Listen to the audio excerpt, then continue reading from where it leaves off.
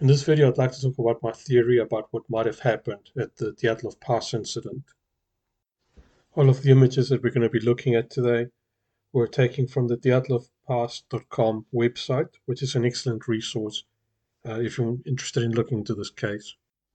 There are a few details about the case which I would like to point out in support of my theory.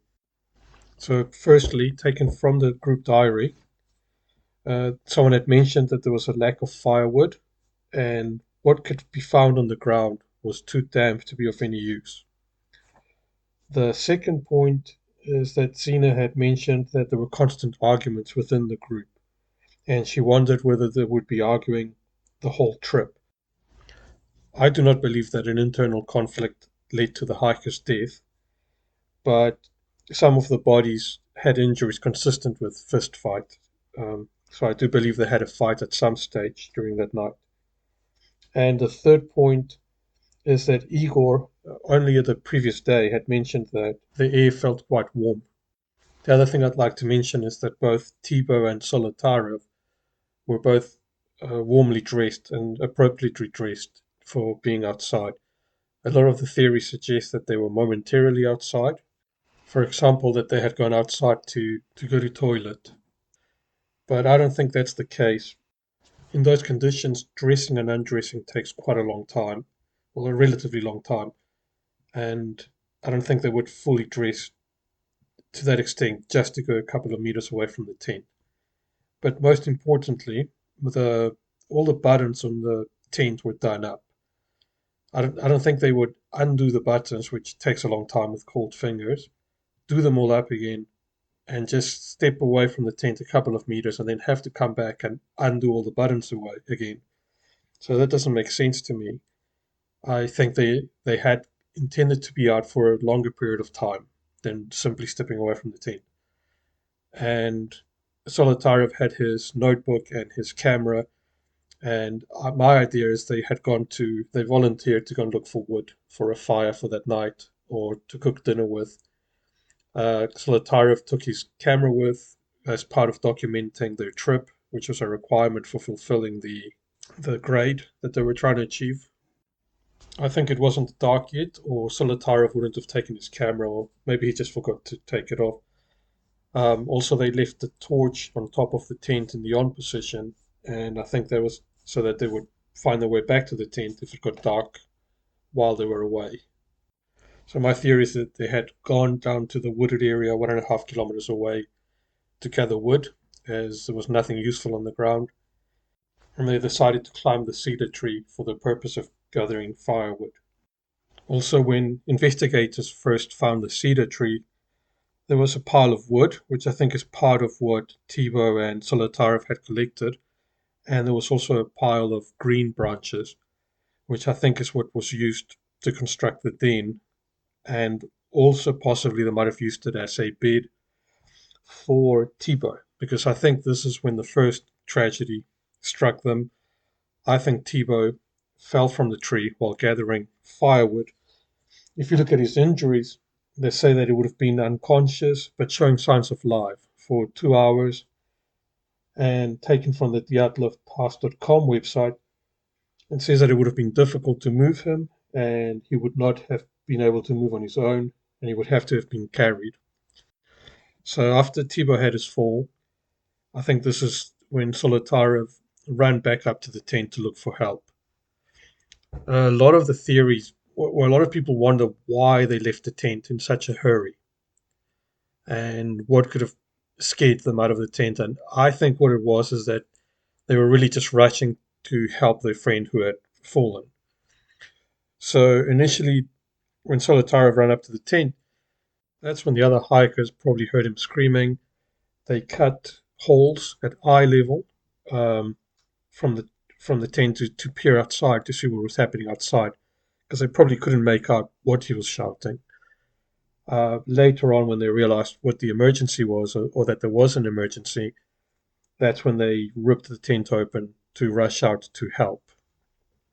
Also, I think at this stage they underestimated how cold it was outside, or they underestimated how long they would be gone, and that's why the vast majority of them left without appropriate clothing. Once at the cedar tree, that's probably when they realized that moving Tebow was going to be too difficult and that the best thing to do was to construct a shelter. Zolotarev had most probably survived similar situations during his time in the war, and building the shelter was probably his idea. I think this is where the teams split up. Those who were more warmly dressed started constructing the shelter, and the others made a fire, probably looked after Tebow, and busied themselves gathering more wood and gathering fresh branches for the shelter. I think when the shelter was newly constructed, that's when a fight broke out amongst the group that remained by the cedar tree.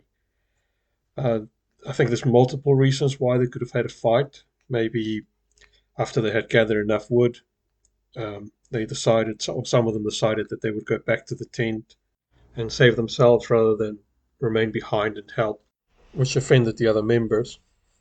Another reason could be that maybe someone challenged Dyatlov's leadership for having decided to camp on the side of the mountain rather than by the wooded area, and then they wouldn't be having this problem. Anyway, the group had been having arguments, and now under the stressful situation, it's not hard to imagine that they would have probably had a full-on fight. Another interesting thing about the case is that not many knives were found with the bodies, even though they had clearly used knives during the night. And I think Dyatlov had an injury to his hand, which was consistent with having been cut with a knife. So my theory is that when the other members returned and broke up the fight, they actually confiscated the knives and threw them away, probably as a response to Dyatlov having had his hand cut. The pressure injuries to Doroshenko, to his chest, would have also been a result of this fight, as well as Rustam's injuries to the side of his head, and Sina. It looked as if she had been hit with a branch or a baton on the side of her body. I think these are all injuries that were a direct consequence of this argument. The deaths themselves, I think hypothermia now is pretty self-explanatory.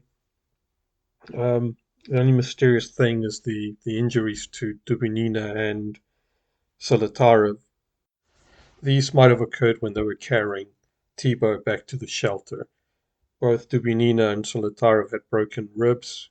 Dubinina could have died in, they say, between 10 and 20 minutes, whereas Zolotarev lived for a while longer, possibly an hour. And I think this just occurred when they were carrying Tebow, and they either fell into the ravine because they were found some distance away from the shelter. Probably the ground gave way underneath them, or they lost their footing coming down a slope. I think the height of the fall was 3 meters, they say, and you can imagine if you fall 3 meters with three people on top of you, some broken ribs probably is not that surprising. Dubinina's missing tongue also could have been a result of this accident, or simply because she was found in water. So briefly, that is my theory as to what happened to the Dyatlov group. I don't think much of the radiation that they found in the bodies. Two of them actually worked with radioactive substances, and one of them had even been involved in a radioactive cleanup from some accident that had occurred at a place where he worked. Anyway, so that is my theory for the Dyatlov group incident. Please comment your opinion below, and thanks for listening to this video.